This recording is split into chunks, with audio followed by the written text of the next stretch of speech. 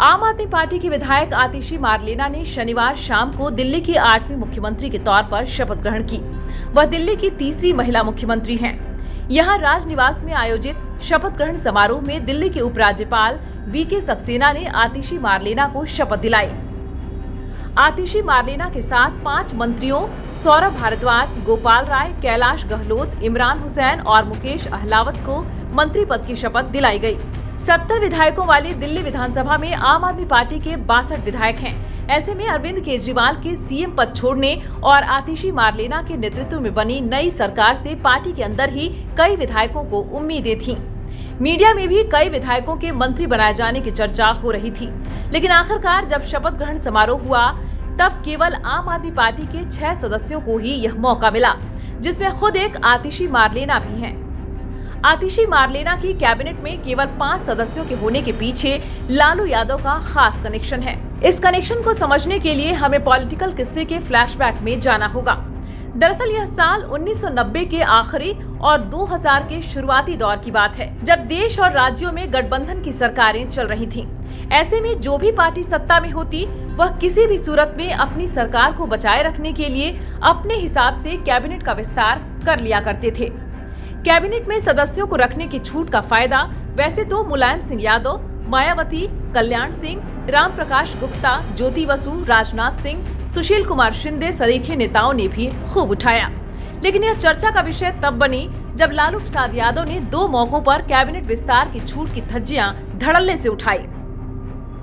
पहली बार 24 जुलाई 1997 को जब लालू प्रसाद यादव चारा घोटाले में जेल जाने से पहले पत्नी राबड़ी देवी को मुख्यमंत्री बनाया। राबड़ी देवी की सरकार के लिए बहुमत का नंबर जुटाने के लिए लालू यादव ने सरकार बनाने से पहले जनता दल को तोड़कर राष्ट्रीय जनता दल बनाई। साथ ही राबड़ी देवी की सरकार को सपोर्ट करने के एवज में 70 से ज्यादा विधायकों को मंत्री बना दिया। लालू ने इस छूट का दूसरी बार साल 2000 में इस्तेमाल किया। विधानसभा चुनाव में लालू यादव की पार्टी आरजेडी के 124 विधायक जीत कर आए।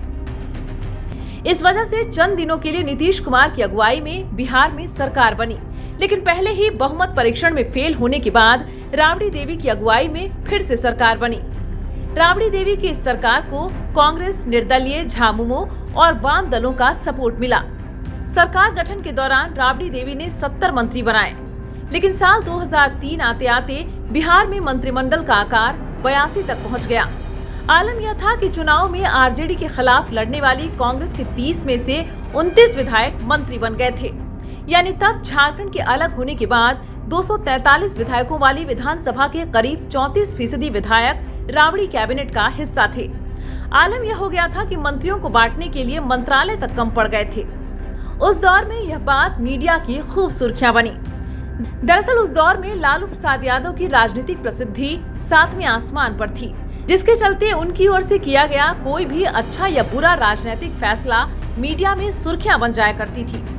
वहीं उस दौर में अटल बिहारी वाजपेयी केंद्र में 24 पार्टियों को साथ लेकर गठबंधन की सरकार चला रहे थे। इस वजह से उन्हें सपोर्ट करने वाले सभी दलों के नेता मंत्री ले रहे थे। इस वजह से वाजपेयी की कैबिनेट में 80 सदस्य हो गए थे। गठबंधन की सरकारों के दौर में केंद्र और राज्य दोनों की सरकारों में मंत्री पद की बंदरबांट चल रही थी।